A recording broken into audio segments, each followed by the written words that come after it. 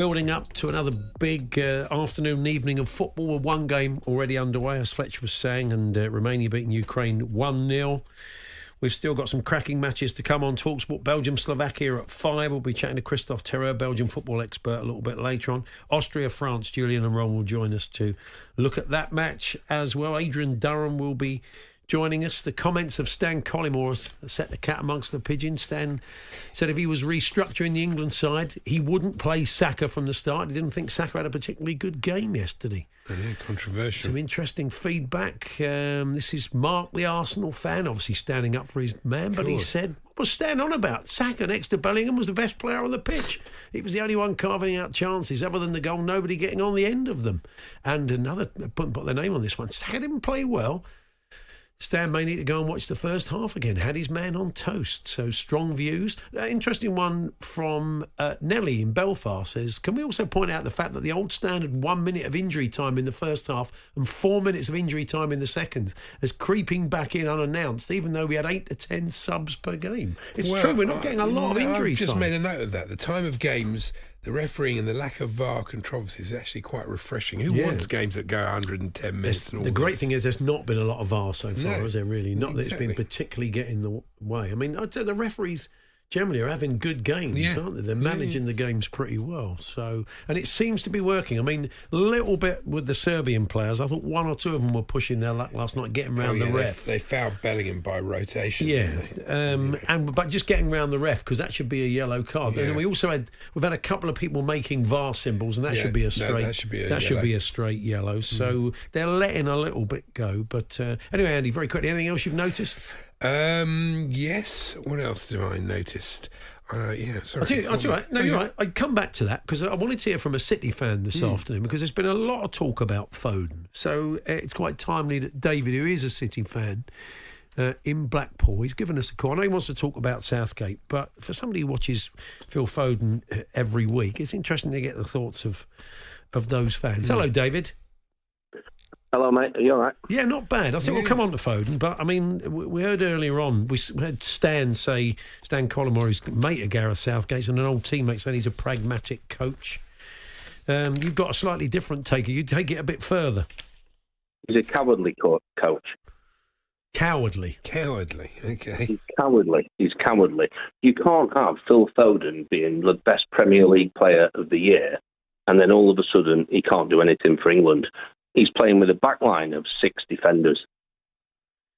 So how would you like to see, Phil Foden used? I mean, it's pretty clear Bellingham is sort of sitting in that position that ideally Phil Foden would like to be in. Is there a way you think of making the two of them work in tandem better than they do at the moment? I think my point isn't so much about me being a City fan and a Foden fan. It's more about getting the best out of the players. So you've got Harry Kane, who touched the ball twice in 45 minutes last night. That, from the instructions of the coach, he's been told to stay up, not come back. So Harry Kane, you've got probably the best striker in the world doing nothing. You've got Foden, the Premier League player of the year, doing nothing. And to add to that, you've got Trent Arnold in midfield. He played 99% of his games under Klopp at right back and 1% in midfield. So he's put in, square pegs into round holes. You've got Trippier at left back, who's a right footer. It's just ridiculous. I look forward to these games every time they come round, all day, and I want to turn it off after 60 minutes. You've been spoiled. That's your problem. Yeah, I think also, David, it's just, we all are getting frustrated about Foden. We know how brilliant he is. We watch it. I mean, he's just a sensational player, and we just got to find a way to get the best out of him. I mean, you heard what Cesc Fabregas said after the game. I don't know if you heard it or had you turned off after an hour, saying he should be demanding the right to be on the ball. Good players will find a way to get on the ball and make things happen. Do you think he's playing within himself a bit? Do you think he looks a bit unhappy where he is? I just don't think that Southgate gets the best out of the players. He seems to destroy. We've got the best squad in the world, but he seems to just destroy it because he's too negative. All he wants to do is put a back 6, so he's got the back 4, and he wants 2. And my problem is the 2 defensive midfielders. Yeah. So it's Rice plus one other. So it was Rice and Phillips going back over time. Now it become Rice and Arnold, who doesn't play there. And then when he takes Arnold off, he puts Gallagher on, another athletic blocker. Where's the footballers in the team?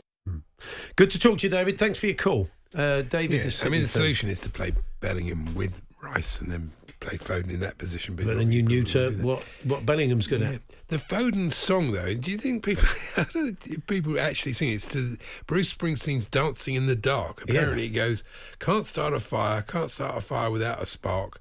Foden's on fire, he'll be playing the Germans off the park. I can't imagine people singing that on the terraces. Well, you clearly didn't. Well, I didn't want to sing it because you hate my voice. You hate my voice. You do if I ever sing. Paul Hawksbee and Andy Jacobs, Monday to Friday afternoons 1 till 4 on AM, on DAB, via the talkSPORT app and on your smart speaker. talkSPORT.